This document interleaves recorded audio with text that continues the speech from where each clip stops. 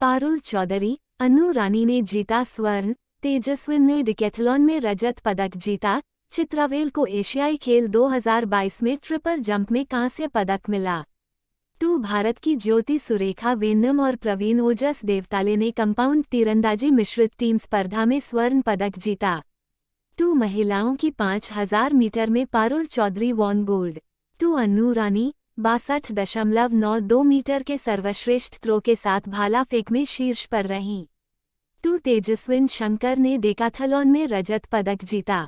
गणितज्ञ रुइक्सियांग झांग को 2023 शास्त्र रामानुजन पुरस्कार मिलेगा। रुइक्सियांग झांग, सहायक प्रोफेसर, कैलिफोर्निया विश्वविद्यालय, बर्कले, यूएसए को गणित में उनके उत्कृष्ट योगदान के लिए 2023 शास्त्र रामानुजन पुरस्कार से सम्मानित किया जाएगा। 10,000 अमेरिकी डॉलर का वार्षिक नकद पुरस्कार कुंभकोणम में शास्त्र विश्वविद्यालय में 20 दिसंबर और 22 दिसंबर के दौरान संख्या सिद्धांत पर एक अंतर्राष्ट्रीय सम्मेलन में दिया जाएगा। जीआईसी री ने रामास्वामी एन को अध्यक्ष और प्रबंध निदेशक नियुक्त किया। General insurance corporation of India GIC ने 1 अक्टूबर 2023 से रामास्वामी नारायणन को अपना नया अध्यक्ष और प्रबंध निदेशक सीएमडी नियुक्त किया। वह देवेश श्रीवास्तव का स्थान लेंगे, जिनका 4 साल का कार्यकाल सितंबर में समाप्त हो गया। वित्तीय सेवा संस्थान ब्यूरो एफएसआईबी ने जून 2023 में रामास्वामी को जीआईसी के प्रमुख के रूप में अनुशंसित किया।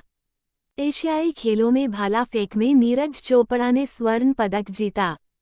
पुरुषों की भाला फेंक में नीरज चोपड़ा ने स्वर्ण और किशोर जेना ने रजत पदक जीता। 4x400 मीटर रिले दौड़ में भारत को पुरुष वर्ग का स्वर्ण और महिला वर्ग का रजत पदक मिला। ज्योति सुरेखा वेन्नम और ओजस देवतले ने कंपाउंड मिश्रित टीम तीरंदाजी फाइनल में देश के लिए स्वर्ण पदक जीता।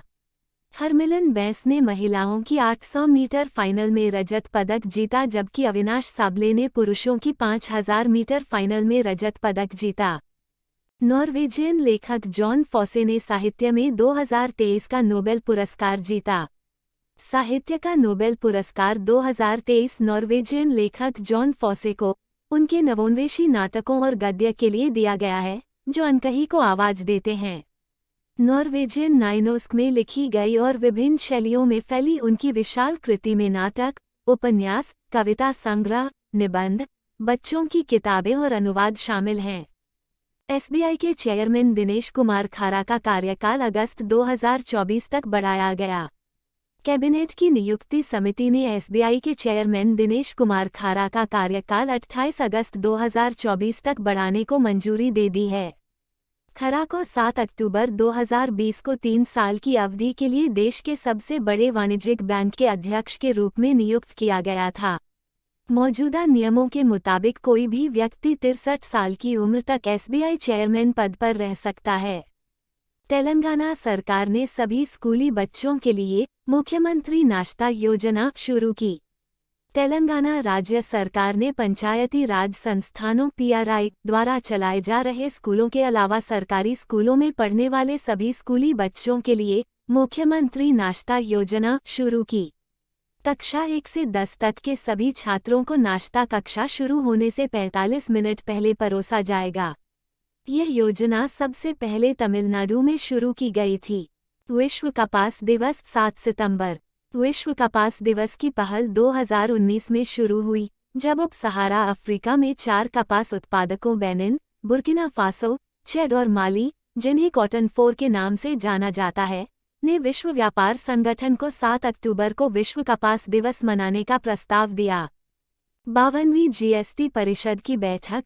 गुड़ पर जीएसटी 28% से घटाकर 5% किया जाएगा, जिससे गन्ना किसानों को फायदा होगा, इफिम निर्मला का कहना है। केंद्रीय वित्त मंत्री निर्मला सीतारमण की अध्यक्षता में नई दिल्ली में 52वीं जीएसटी परिषद की बैठक आयोजित की गई। बैठक में केंद्रीय वित्त राज्य मंत्री पंकज चौधरी के साथ राज्यों और केंद्र शासित प्रदेशों के वित्त मंत्रियों ने भाग लिया। जीएसटी काउंसिल का कहना है कि करदाता पिछले वित्त वर्ष के डिमांड ऑर्डर के खिलाफ अगले साल जनवरी तक अपील दायर कर सकते हैं। 52वीं जीएसटी परिषद 7 अक्टूबर को एक माफी योजना लेकर आई, जिसमें करदाताओं को मार्च 2023 तक कर अधिकारियों द्वारा पारित मांग आदेशों के खिलाफ अपील दायर करने के लिए 31 जनवरी 2024 तक का समय दिया गया। जीएसटी कानून के अनुसार एक निर्धारित अपील दायर कर सकता है कर अधिकारी द्वारा ऐसा आदेश पारित करने के 3 महीने के भीतर कर की मांग करने वाले मूल्यांकन आदेश के विरुद्ध। इंटरनेशनल फाइनेंस कॉरपोरेशन को फेडरल बैंक में 9.7% हिस्सेदारी हासिल करने के लिए आरबीआई की मंजूरी मिल गई है। भारतीय रिजर्व बैंक आरबीआई ने इंटरनेशनल फाइनेंस कॉरपोरेशन आईएफसी को फेडरल बैंक में 9.7% हिस्सेदारी हासिल करने की मंजूरी दे दी है। केंद्रीय बैंक की मंजूरी आईएफसी के आवेदन के जवाब में आती है और यह कई नियामक प्रावधानों के अनुपालन पर निर्भर है। विश्व डाक दिवस 9 अक्टूबर। विश्व डाक दिवस हर साल 9 अक्टूबर को स्विस राजधानी बर्न में 1874 में यूनिवर्सल पोस्टल यूनियन की स्थापना की सालगिरह पर मनाया जाता है। 1969 में टोक्यो, जापान में आयोजित यूपीयू कांग्रेस द्वारा इसे विश्व डाक दिवस घोषित किया गया था।